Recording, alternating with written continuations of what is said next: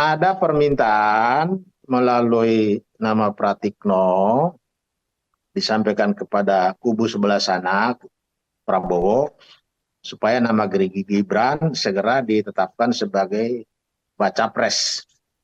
Dengan disebutnya nama Gibran berkali-kali dalam permohonan itu, ditambah lagi Presiden Jokowi sebagai pihak pemberi keterangan di dalam perkara permohonan itu, maka genaplah di situ adanya hubungan pertalian darah karena secara semenda, sehingga menurut Undang-Undang Kekuasaan Kehakiman pasal 17, Hakim Anwar Usman harus dari sejak awal mendeklar di dalam persidangan bahwa dirinya berada dalam konflik kepentingan sehingga harus mengundurkan diri. Halo Tribuners, Tribun On Focus kembali menjumpai Anda bersama saya Tini Afsin. Di tengah memanasnya politik, keluarga Presiden Joko Widodo mulai dari Presiden sendiri, kemudian ada Gibran Rakabuming Raka, Kaisang Pangarep hingga Ketua Mahkamah Konstitusi Anwar Usman hari ini dilaporkan ke Komisi Pemberantasan Korupsi. Mereka dilaporkan atas dugaan korupsi, kolusi dan nepotisme oleh Tim Pembela Demokrasi Indonesia dan Persatuan Advokat Nusantara. Sebenarnya apa yang mendasari pelaporan ini? Kita akan membahas lebih lanjut bersama Koordinator TPDI, Petrus Celestinus yang sudah bergabung dengan kami dalam sambungan Zoom. Halo, selamat malam Bang Petrus. Selamat malam juga dengan Tribun. Baik, terima kasih sebelumnya Bang sudah berkenan untuk mengobrol bersama kami di Tribun On Focus malam hari ini. Baik, langsung saja ini hari ini Senin 23 Oktober TPDI bersama Perkat Nusantara melaporkan keluarga Presiden Jokowi ke KPK begitu soal dugaan KKN. Apa yang sebenarnya mendasari pelaporan ini begitu Bang? Ya, pertama karena semenjak perkara nomor 90 PUU Strep 21 garing 2023 diputus oleh Mahkamah Konstitusi, maka publik langsung memberi label bahwa Mahkamah Konstitusi itu adalah Mahkamah Keluarga. Karena pernyataan masyarakat bahwa Mahkamah Konstitusi berubah menjadi Mahkamah Keluarga, maka Tim Pembela Demokrasi Indonesia sangat berkepentingan untuk mencari tahu mengapa mahkamah ini diubah namanya atau diberi nama oleh masyarakat sebagai Mahkamah Keluarga. Ternyata di sana terdapat bahwa Ketua Mahkamah Konstitusi yaitu Bapak Anwar Usman dan juga Hakim Konstitusi memiliki hubungan keluarga semenda atau karena perkawinan dengan adik dari Presiden Jokowi, sehingga dengan hubungan itu mestinya perkara-perkara uji material undang-undang, terlebih-lebih uji perkara nomor 90 PUU 21 garis miring 2023, karena di situ nama Gibran Rakabuming Raka disebut berkali-kali oleh pemohon, maka dengan disebutnya nama Gibran berkali-kali dalam permohonan itu, ditambah lagi Presiden Jokowi sebagai pihak pemberi keterangan di dalam perkara permohonan itu, maka genaplah di situ adanya hubungan pertalian darah karena secara semenda, sehingga menurut Undang-Undang Kekuasaan Kehakiman pasal 17, Hakim Anwar Usman harus dari sejak awal mendeklar di dalam persidangan bahwa dirinya berada dalam konflik kepentingan sehingga harus mengundurkan diri. Tetapi karena sampai dengan perkara diputus dan putusannya dipimpin oleh Pak Anwar Usman sendiri, maka implikasinya menurut Undang-Undang Kekuasaan Kehakiman, perkara itu putusannya menjadi tidak sah, Hakim Konstitusi diberi sanksi administratif dan dipidana. Karena di situ disebut dipidana, maka TPDI berkepentingan mengambil inisiatif membawa persoalan ini ke KPK untuk dilakukan penyelidikan. Jadi tadi TPDI belum menyebut siapa sebagai yang dilaporkan.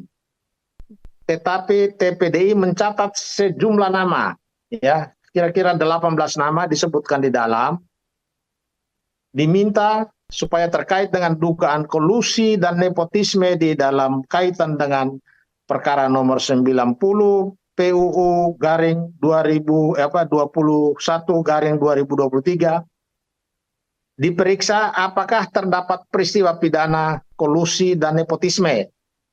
Nah, untuk mendapatkan peristiwa itu sebagai kolusi dan nepotisme, maka TPDI meminta sejumlah nama untuk didengar. Antara lain ya Presiden Jokowi, Anwar Usman sebagai Ketua Mahkamah Konstitusi, Gibran Rakabuming, nama Pratikno, nama Prabowo Subianto, dan bahkan 9 hakim konstitusi itu pun diminta untuk didengar, semua didengar sebagai saksi. Bahwa nanti dari 9 orang atau dari 18 orang yang disebut namanya di dalam surat laporan itu, seandainya menurut menurut KPK bahwa terdapat sejumlah orang yang bisa saja disebut melakukan dugaan tindak pidana kolusi atau nepotisme, maka hal itu sepenuhnya wewenang KPK untuk menentukan. Jadi bukan TPDI atau Perangkat Nusantara yang menentukan mereka sebagai pelaku. TPDI dan Perangkat Nusantara hanya menyampaikan informasi bahwa ada dugaan tindak pidana kolusi dan nepotisme, dan untuk itu KPK diminta untuk melakukan pengusutan. Dan untuk masuk kepada siapa pelakunya atau ada peristiwa pidana atau tidak, tolong periksa sejumlah orang ini sebagai saksi. Itulah substansi daripada surat laporan atau informasi yang disampaikan tadi ke KPK. Begitu. Baik, tadi dikatakan bahwa ada sejumlah saksi juga yang harus terlibat dalam KKN ini. Salah satunya ada Pak Pratikno begitu. Apakah keterlibatan Pak Pratikno ini menurut TPDI sendiri, Bang? Jadi kita bersumber kepada investigasi Tempo, sebagaimana di dalam sebuah podcast YouTube yang disebut sebagai bocor alus politik. Di situ sumber Tempo di dalam percakapan mereka bahwa pada beberapa minggu ya sebelum Mahkamah Konstitusi membacakan putusan perkara nomor 90, ada permintaan melalui nama Pratikno disampaikan kepada kubu sebelah sana, Prabowo, supaya nama Gibran segera ditetapkan sebagai baca pres. Nah, karena berdasarkan berita investigasi yang dimuat di dalam dialog podcast Tempo, kami sampaikan kepada KPK supaya ya nama itu didengar juga selain YouTube itu kita jadikan salah satu bukti. Begitu. Karena di situ disebut-sebut nama Pratikno. Sehingga nama Pratikno dimasukkan di dalam laporan tadi sebagai salah satu orang saksi yang kita minta supaya KPK mendengarkan penjelasannya. Berarti bisa saya simpulkan begitu, dugaan dari KKN ini sendiri tidak hanya dilakukan oleh keluarga Jokowi begitu ya, ada beberapa saksi yang terlibat begitu atas Jadi bukan penilaian begitu maksudnya. TPDI. Bahwa ada dugaan terjadi tindak pidana kolusi dan nepotisme. Ya toh?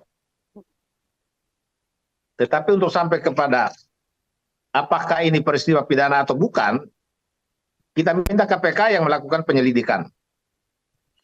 Bahwa dari penyelidikan itu seandainya KPK menemukan ada peristiwa tindak pidana kolusi dan nepotisme, maka KPK akan meningkatkan pemeriksaannya untuk menemukan siapa pelakunya.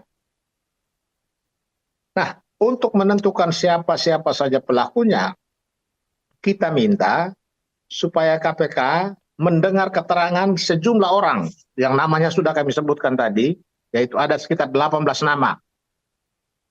Nama itu diantaranya Presiden Jokowi, Anwar Usman, Gibran Raka Buming Raka, dan lain-lain. Ada Pratikno, ada Prabowo Subianto, dan ada 9 hakim konstitusi, ada nama pemohon itu sendiri. Kita minta untuk didengar. Nanti dari hasil pemeriksaan sebagai saksi di antara sekian banyak orang itu, kira-kira siapa yang menjadi pelakunya, itu semua menjadi kewenangan KPK, bukan kewenangan kita. Masyarakat hanya memberikan informasi atau laporan supaya KPK sebagai lembaga yang punya kewenangan untuk melakukan penyelidikan dan penyidikan, ya silakan dia lakukan. Begitu.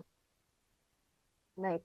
Apa kemudian bukti pendukung laporan dugaan KKN keluarga Jokowi yang disiapkan oleh TPDI sendiri? Tadi apakah hanya soal mahkamah keluarga seperti yang disebutkan tadi, kemudian juga adanya saksi-saksi yang perlu diperiksa tadi, begitu Bang?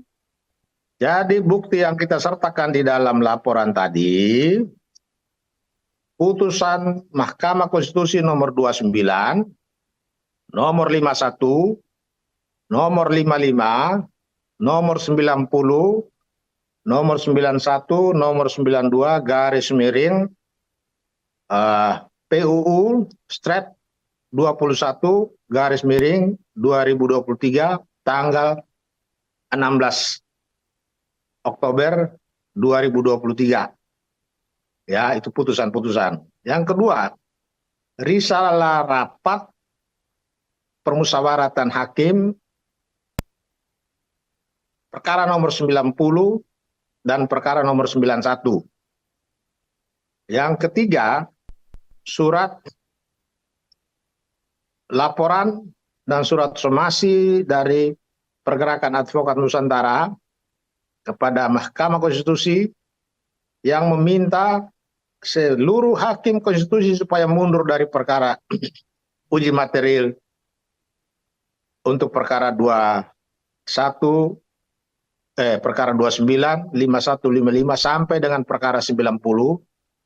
Tetapi ternyata tidak diindahkan somasi itu, sehingga pada tanggal 18 Oktober kemarin TPDI menyerahkan laporan dugaan pelanggaran etik kepada Mahkamah Kehormatan Majelis Kehormatan Mahkamah Konstitusi. Begitu.